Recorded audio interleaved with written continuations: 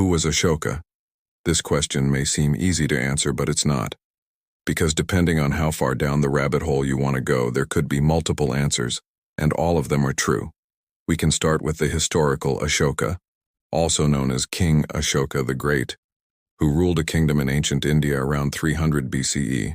He is traditionally said to have been the grandson of Chandragupta, the founder of the Mauryan Empire, which at its greatest extent included most of the Indian subcontinent.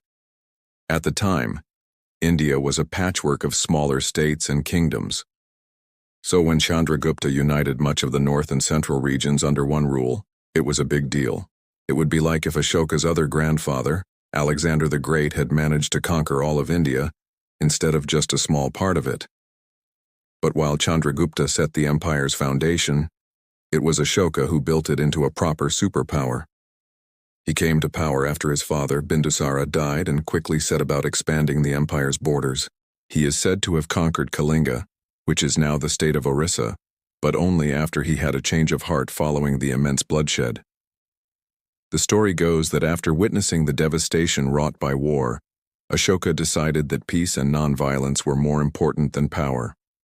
He renounced warfare, sending embassies to all the major powers of the day, including the Egyptian queen Cleopatra, and he focused instead on improving the lives of his subjects. This was the Ashoka we see in the famous film. In fact, he is revered in modern India as the father of social work due to the number of edicts and pillars he erected across the empire detailing various social services and public works projects, many of which were designed to help the sick, the poor, and the elderly.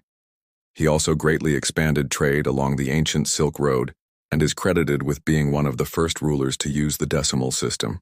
He was even way ahead of his time when it came to environmental protection, issuing orders to protect wild animals and grow more trees. Given all this, it's no surprise that Buddhism took such strong root in the empire, though Ashoka wasn't the founder of the religion. He converted after hearing the teachings of a Buddhist monk named Upagupta, and went on to become one of the faith's greatest patrons. He also sent missionaries abroad, including to Sri Lanka, where the religion is still widely practiced today. Ashoka's accomplishments didn't end there. In terms of sheer quantity, he is tied with his grandfather, Chandragupta, for the title of India's greatest emperor. Both ruled for 32 years, and both oversaw a golden age in which peace and prosperity reigned throughout their domains. Yet despite the similarities, they couldn't be more different in terms of style. While Chandragupta was a ruthless conqueror, Ashoka was a beacon of pacifism. He renounced war and violence, choosing instead to rule through kindness and compassion. But enough about the real Ashoka.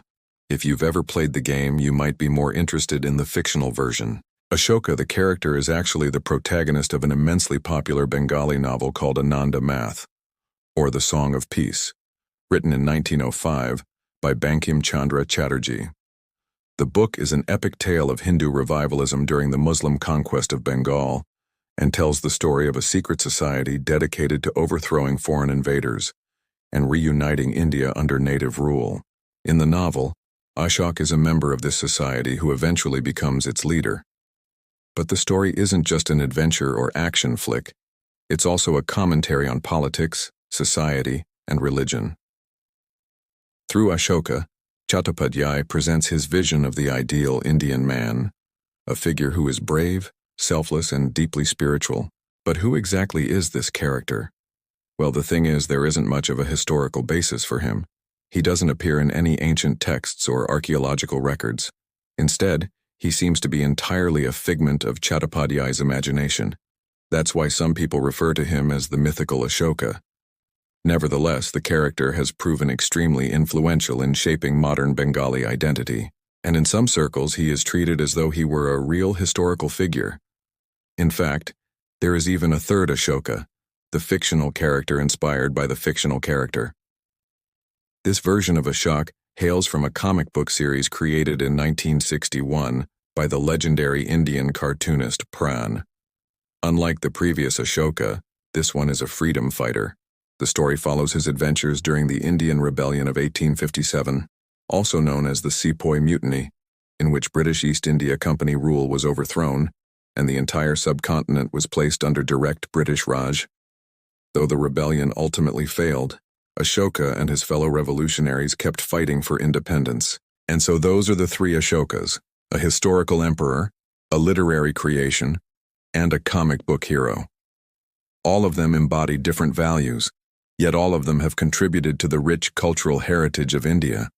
And who knows, maybe there are more versions of Ashoka out there, waiting to be discovered.